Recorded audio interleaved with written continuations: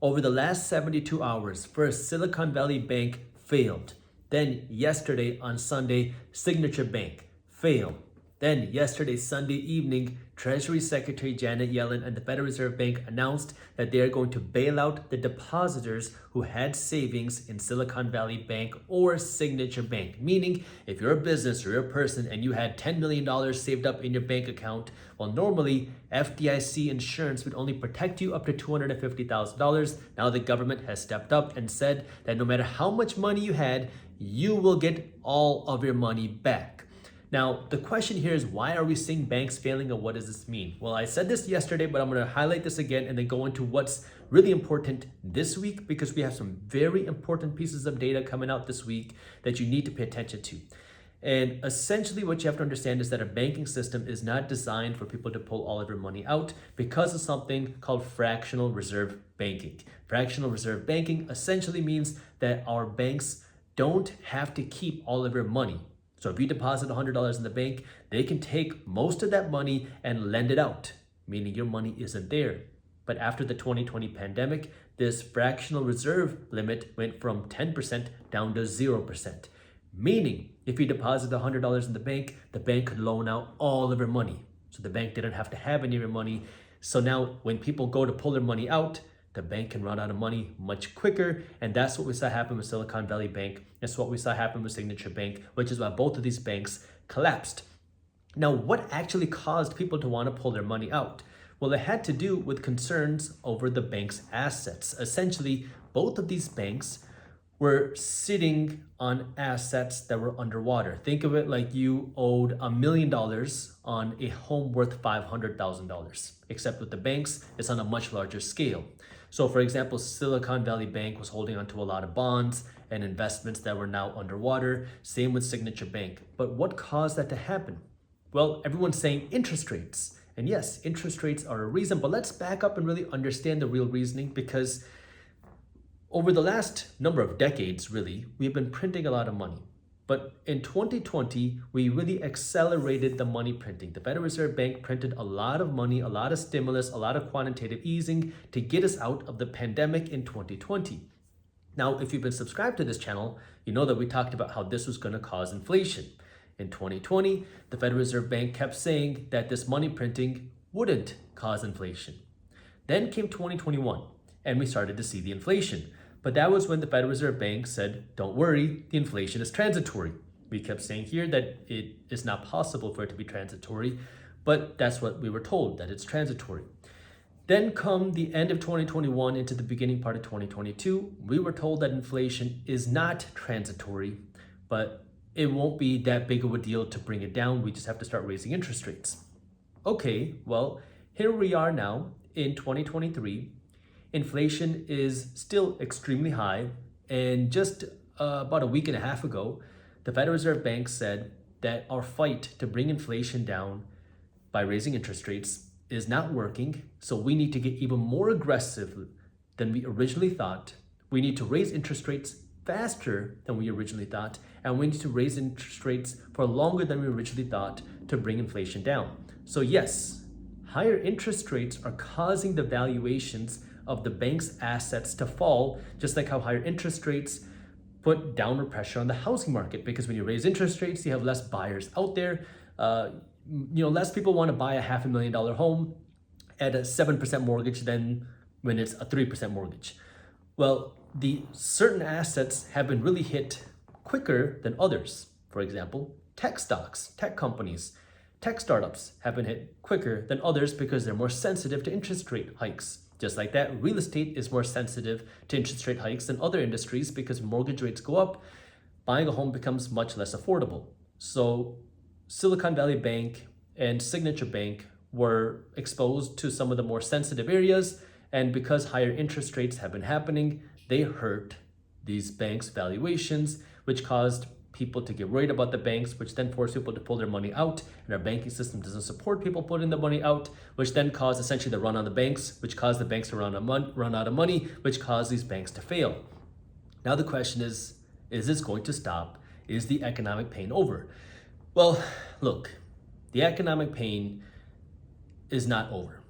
And the reason why is because, well, We haven't beat the inflation problem, and interest rates are still going to go higher. We've been doing deep analyses over all of this in Market Briefs, my free financial newsletter. I just want to let you know, if you want to stay up to date on what's happening, when it's happening, with a fun to read and easy to understand analysis, Market Briefs is there for you, and it's completely free. That's why we created Market Briefs. It's a fun to read and easy to understand financial newsletter. I'll put the link to how you can join Market Briefs for free down in the description below. But this is where we're understanding now that interest rates are a big factor, and interest rates are going up to bring inflation down. Now, the reason why I'm saying this week of data is very important is because tomorrow, Tuesday, we are getting our new inflation report, or our latest inflation report. And when this inflation report comes out, the Federal Reserve Bank is going to analyze this inflation report, and then they're going to decide next week what they want to do with interest rate hikes. And the reason why this is important is because if inflation comes in hotter than expected, meaning inflation is higher than expected, well, that gives the Federal Reserve Bank more fuel to raise interest rates even more aggressively. Now, if you hear that and say, wait, what do you mean? These interest rate hikes that we've seen have already caused two big banks to fail. How can the Federal Reserve Bank continue to keep raising interest rates when we're already seeing bank failures? Because the Federal Reserve Bank needs to bring inflation down. If they don't bring inflation down, we risk a much bigger problem than a recession. We risk a much bigger problem than an economic downturn. We risk a currency crisis. We risk hyperinflation. We risk things like losing the world reserve currency status.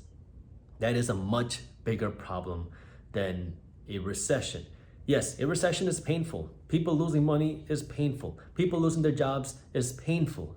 But it's not as painful as a currency crisis. And this is where, yes, the Federal Reserve Bank is going to really be put to the test, where they're going to have to decide, are you going to kick the can down the road and start stimulating again, cutting interest rates, start fueling the economy? Or are you going to actually deal with the problem? Because if we just kick the can down the road and we start cutting interest rates tomorrow, sure, we can create an economic boom, but inflation is going to go through the roof. And if that happens with inflation, well, you're going to see an even bigger divide between the rich and the poor. Because, inflation already disproportionately is hurting the lower class. It's making the middle class really struggle. We're turning into a two-class nation, the rich and the poor. And that is bad news as a society, because as a society, you want people who are financially lower, you want the middle class, and you want the rich. Of course, you don't want anybody to be poor. Nobody wants that. But the reality is, in any system, there's going to be people who are rich and there's going to be people who are poor. But you want to have a middle class. And as you have more inflation, inflation makes the middle class go away. So this is the test now that the Federal Reserve Bank is going to be put through. And this is why over the last the last year, I've been really talking about this as much as possible, where this is where you want to prepare. Because every article, if you read, talking about this banking situation, especially let's talk about Silicon Valley Bank, every article said that this is contained, that the tech sector is contained to Silicon Valley Bank. You don't got to worry about it. Well, just 48 hours after Silicon Valley Bank, Signature Bank failed. Now they're saying it's just contained to these two banks. You don't have to worry. It's not going to happen anywhere else. Well, understand that we have major issues. The inflation problem is still around, and it's hurting people's ability to spend. Tomorrow, we're going to get the new inflation report, which will tell us what's going to happen with interest rates. Well, interest rates have already gone up quite a bit. We as a society haven't seen rising interest rates since before the 1970s. From the 1970s onwards, we've been in a decreasing interest rate society. Sure, we've had periods where interest rates went up, but over the long term, it's a general downward trend on interest rates. I haven't been around long enough to see a society where interest rates are rising. Most people haven't. Most of us haven't been around before the 1970s to see what it was like to live through a rising interest rate society. And in addition to that, over the last 15 years, we've been in essentially a 0% interest rate society, which means that you could borrow money, whether it's through a mortgage, a credit card, a business loan, for very cheap. And that's changing. For the first time, we're seeing interest rates grow very quickly. And right now, the federal funds rate, the interest rate that the Federal Reserve Bank sets, is just under 5%. And they say that they're going to have to raise interest rates quite a bit more, which means the interest rates are going to go higher.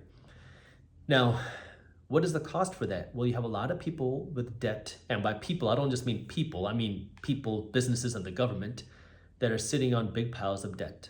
The government has more debt than ever before. We're talking about $32 trillion worth of national debt. Corporations are sitting on more debt than ever before, and people are sitting on more debt than ever before. And the reason why this is so important is because most debts are not a 30-year fixed rate mortgage.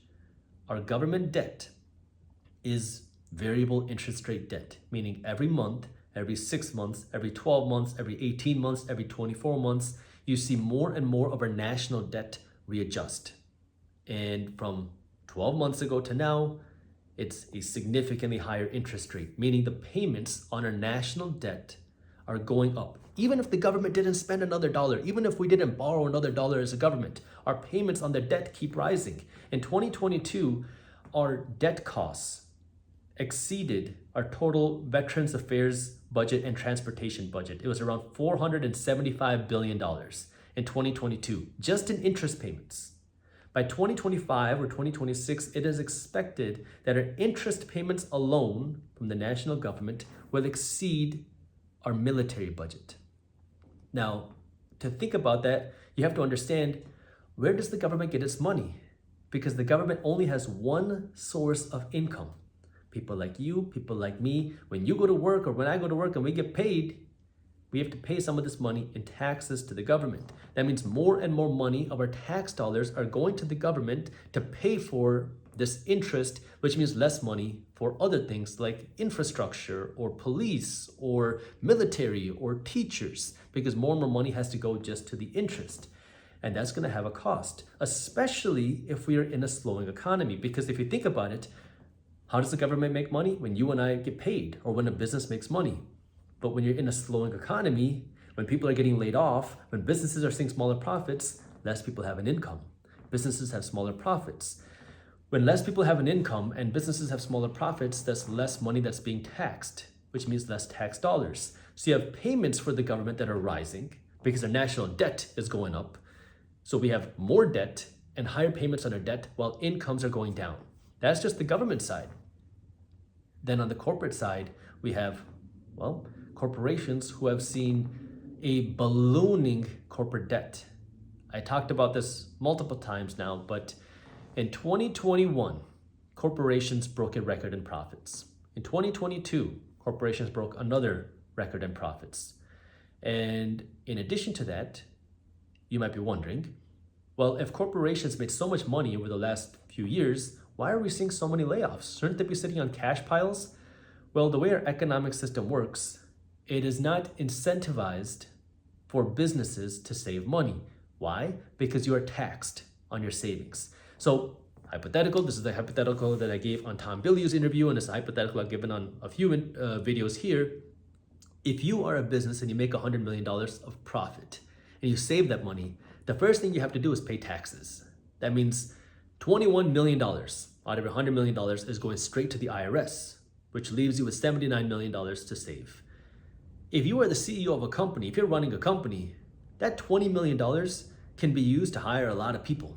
It can be used to open a new building. It can be used to invest in new products. It can be used for a lot of different ways rather than just giving it to the IRS. So for corporations, it's not very attractive to save money.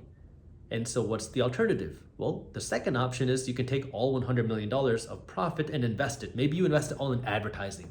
If you spend all $100 million in advertising or hiring people or doing whatever, you have $0 of taxable income and no tax bill. But then you have the third aspect, which is the owners of a company. Because if you're a publicly traded company, like if you're Amazon or if you're Meta or one of these publicly traded companies, the CEO isn't the boss. The boss are the shareholders of the company. And the shareholders then put pressure on the CEO to say, hey, CEO, we see that our company has made a lot of money. Good job. But now we, the shareholders, want to see our share of the profits. Give us some of this money. Now the shareholders can ask for this money in one of two ways, either in the form of a dividend or a stock buyback. A dividend is when now the CEO takes the profits and they just give it away to the shareholders with a cash payment. The other option is a stock buyback, which is where now the CEO is going to take the money and they're going to buy back their own stock, which causes the stock price to go up. So if you're a shareholder of a company, the stock price goes up, which means you made more money on paper. You don't actually make the money until you sell your stock, but on paper, your investment portfolio is more. And so we've been seeing in 2021, stock buybacks broke a new record. In 2022, stock buybacks broke another record. And in 2023, even right now, as of today, there was a report that came out just a couple weeks ago that said that stock buybacks in the USA are on pace to break a new record in 2023 again. Now, stock buybacks aren't inherently a bad thing. There's a time and place for them. But I want to mention one more thing on that. When a company makes $100 million worth of profit, if you think that if they do a $100 million stock buyback, that's where it ends, you're thinking very small. Because what's been happening over the last couple of years is corporations have been going to banks saying, hey, we made $100 million. We're worth, say, $1 billion. Can you give us a loan? And banks will say, sure, here's a $500 million loan because we think you're a strong company and you're going to continue to make more money. Now the company has $100 million of profit that they just made, plus $500 million from the bank from loans. They have $600 million that they can now do a stock buyback, causing stock prices to rise even more. This is what we've been seeing happen. This is called a levered corporate buyback. And these levered corporate buybacks have been breaking records over the last couple of years. Now, the reason why this is so important is because first, these levered corporate buybacks have inflated the stock market over the last couple of years. And so we've been seeing stock prices just shoot up. It makes investors feel very rich, which is, good. You want to make money as an investor, but at what price? Well, think of it this way. If you go out and you borrow $1 million to buy a new apartment complex, that's an income producing asset. You're buying this apartment complex to make money. And so you use the income from the apartment complex to pay back the loan. Okay, but now what if you use that $1 million to go on a fancy vacation? You want to fly in a private jet, go to the Bahamas and do all this fancy stuff. Well, now you're financing a liability. Completely different situation. Now you have to pay that $1 million back plus interest from other income. And that's exactly what happens when you do a levered corporate stock buyback, because now corporations are going into debt to buy back their own stock. That's not an income producing asset for the corporation, because now when you use debt to buy back your own stock, the corporation is going to have to pay that money back plus interest, but they're not generating any income from the stock buyback that they did. So now we have all this national debt that the government has to pay back with tax dollars in a time where the economy is slowing while interest rates are rising on the national debt. Then we have corporations that have ballooning corporate debt levels. Part of the reason is levered corporate debt. And corporations also don't have fixed rate debts. Many of this is your variable interest rate debts. So it's readjusting every 6 months, every 12 months, every 18 months. What I keep saying is over the next 24 months, we're going to see a lot of this corporate debt readjust. And the cost on servicing this debt keeps going up for corporations, which is why corporations are doing layoffs, because they're seeing their costs rise while incomes are falling. Part of the reason why their costs are rising is because of the debt. And then we have households. Households are struggling to spend because inflation is so high. How are people still spending? Because if you look at, I talk about the difference between data and analysis. Well, there was a report that came out in the last couple of weeks, which said that our economy is so strong because of how strong our consumer is. And President Biden, Janet Yellen, the Federal Reserve Bank were touting how strong our economy is because, hey, look, the consumer is so strong, they're spending money. That was their analysis, that the consumer is spending money so the economy is strong. But if you look at the data, yes, the consumer is spending money. But why are they spending money? The first reason why they're spending money is because inflation is so high. And so consumers are being forced, people are being forced to spend more money on their groceries, to pay for their rent, to pay for life.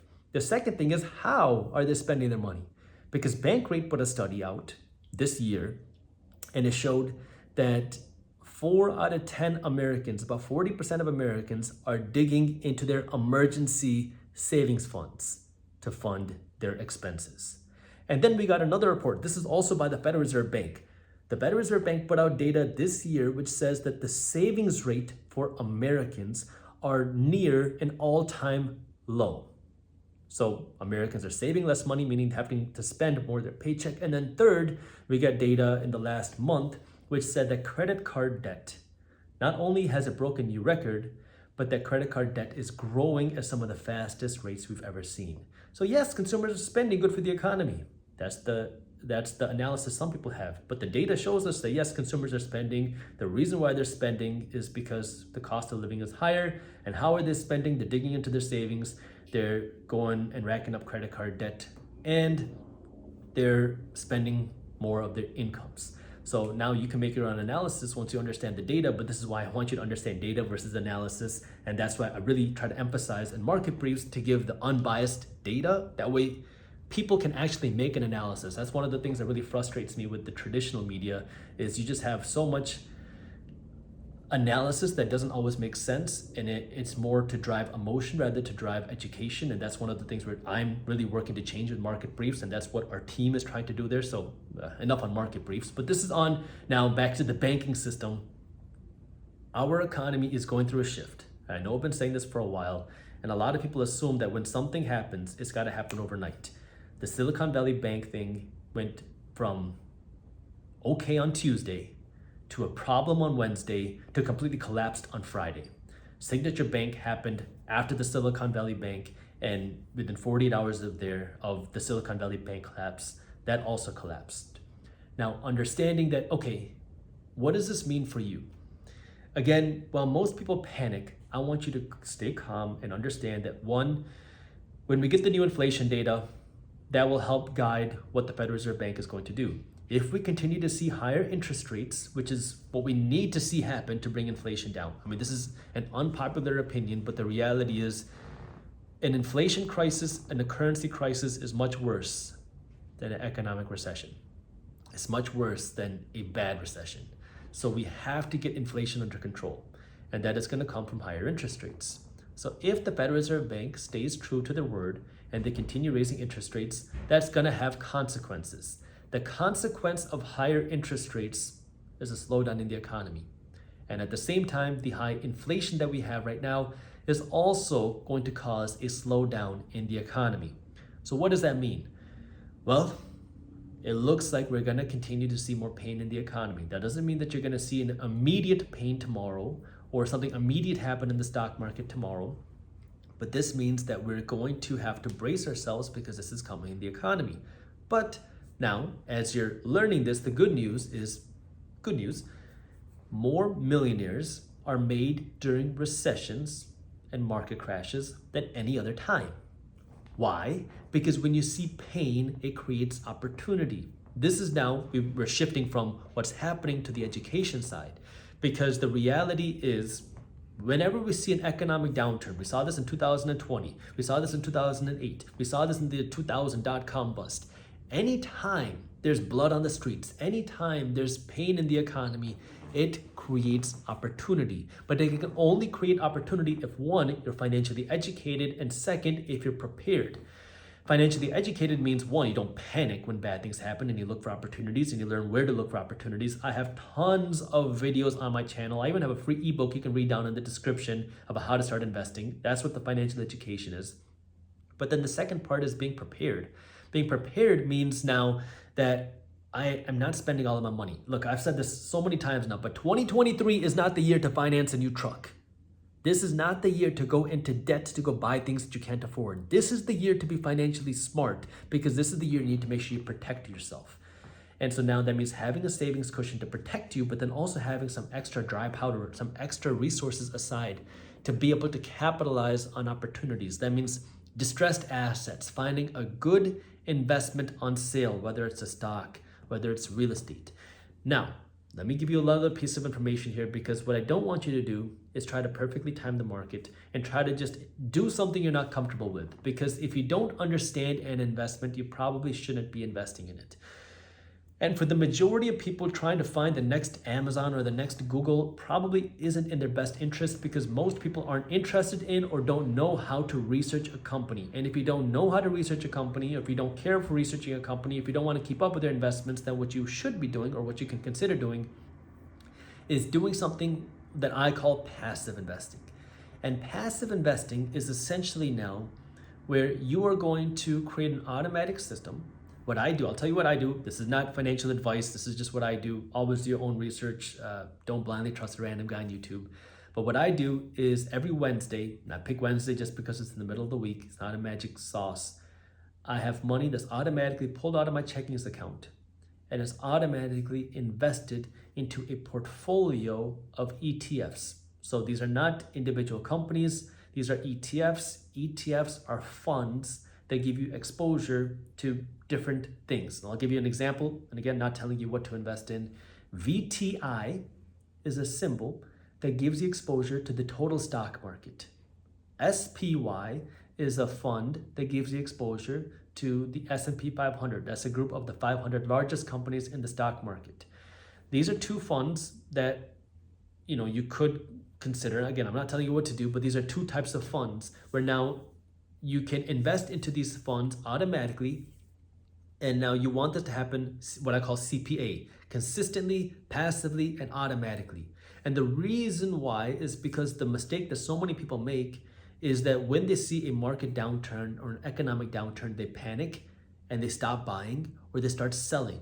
And that is not what you want to be doing. As a smart investor, when you go through an economic downturn, the only thing that you should be doing or changing is potentially buying more. Because now, when you go through a downturn, good investments go on sale. And if you're investing in individual companies or individual assets, now you have to make sure that your company or asset that you're investing in is not about to go to bankrupt, because you don't want to just keep buying your way into bankruptcy. But if you're investing in a fund, well, now you're investing in a broad index. And there are tons of different funds out there. You can just go to Google and search whatever type of fund you want. I have tons of videos on my channel where I go over how to research funds and find funds and start investing. But the whole idea here is now you're not investing in a company, so you don't have to keep up with what's going on in the company. You just invest in the fund and it's automatic. And then when you go through these types of downturns, maybe the only change you make is you potentially buy more, because now you have the ability to buy more assets at a discounted price because it's on sale. Like when sweaters go on sale on Black Friday, people are lining up around the corner to buy the sweaters, to buy the TVs, whatever's on sale on Black Friday. But when investments go on sale, people panic and they sell. And this is where you have to kind of reverse that psychology, because the financial education is one aspect, but then the second aspect is the psychology of understanding where is the opportunity and how can you find that opportunity. Because the reality is the Silicon Valley Bank issue is not going to be the end. This is the beginning of whatever is coming in the next however long. And knowing that the data you want to pay attention to is inflation, because inflation is then going to dictate what the Federal Reserve Bank does. The Federal Reserve Bank has two mandates. They only really look at two things. They look at unemployment and they look at price stability, aka inflation. Right now, unemployment is still historically very low. It's 3.6%. According to the Federal Reserve Bank press statement in the beginning of 2022, they expect unemployment to go up to 4.6% by the end of the year. That would be about 2 million Americans losing their jobs. This is from the Federal Reserve Bank annual statement. This is their numbers, not mine. Now, the Federal Reserve Bank has been wrong many times. We talked about how they were wrong about inflation. They said the same thing about the housing market crash in 2008. In 2005, the Federal Reserve Bank chairman, who was Ben Bernanke then, said that not only will we not see a housing bubble burst, but we have no housing bubble. In 2007, Ben Bernanke said that we're going to see a soft landing and that the issues are contained to the housing market. In 2008, the whole thing burst. Well, this is why I want you to take everything the Fed says with a grain of salt, because right now the Federal Reserve Bank is saying that by the end of 2023, we're going to see about 2 million Americans lose their job, with unemployment going up to 4.6%. And that's going to be enough to contain the inflation problem. Well, if that's not enough, that means that the Federal Reserve Bank is going to have to raise interest rates even more. Higher interest rates cool down the economy even more, which means more people lose their jobs. And this is where I want you to understand this, because this is public information. The Federal Reserve Bank has made this public in their annual statement. And I want you to understand the implications of this, because you have a lot of people just kind of living their lives thinking nothing bad will ever happen. Let me go finance and live my life and just keep going into debt. When in reality, look, we have a lot of red flags in the economy. And this is where I want you to be aware of what's happening. That way you can, one, not panic. Because anytime we see this happen, most people panic, and no good financial decision comes out of fear, out of emotion. Smart financial decisions come out of a rational mind and financial education. So the first thing is not panic, and it's much easier not to panic when you understand what's happening. That's why I make these videos, and that's why I created market briefs. The second thing is to be prepared, and that means now building a savings cushion, knowing how to live below your means, not overspending, having some extra money for an investment. And then the third thing is being educated, that we can actually take advantage of opportunities that might come your way. And this is a great time. This is better than ever. Obviously you want to start learning sooner, but no better time than now to really start learning, because the reality is if we keep raising interest rates, it's going to put more pressure, not just on banks, but on companies. Companies will struggle. I mean, we're talking about just Silicon Valley Bank, but what about all the companies that are struggling as their debt costs go up? What about the national debt? What about the government that's going to struggle with their paying interest payments as their costs go up? What about the households that have a lot of credit card debt? Because credit card debt is variable interest rate debt, whose payments are also going up. And so understanding that, look, we're just talking about one bank. Like, if interest rates continue to rise, the pressures will also rise. And right now, the Federal Reserve Bank says that unemployment is still very low, meaning that the economic issues, according to the Fed, the economic issues should not impact what they do with interest rates, because the price stability issue, remember there are two mandates, price stability and maximum employment. Maximum employment is still happening. Lots of people still have jobs. We still have a very low unemployment rate. So they're not looking at this. They're not looking at the economy. The only thing that they're looking at right now is inflation. Maybe when unemployment goes up to something much higher, maybe when we see a ton of job losses and a ton of bankruptcies, then the Federal Reserve Bank will start pivoting and say, okay, now we have to start ignoring inflation. But as of today, they're still looking at inflation, meaning more interest rates will rise, meaning more economic pain, and then maybe the Federal Reserve Bank will pivot, but if they pivot, that's going to make the inflation problem worse. And this is where, again, don't panic. I want you to understand this, understand the education. I'll be doing whatever I can to keep you updated here. We'll be keeping you updated on the market briefs, but understand this, that way you can be prepared and be financially educated, because again, this will create opportunities. And a decade from now, you're gonna see a whole new wave of millionaires be born because they saw the opportunity, they understood what was happening, and instead of panicking and getting scared, they found the opportunity. And I want you to be one of the people that finds the opportunity, that way you can benefit instead of being the person that gets screwed over. And it all starts with your financial education.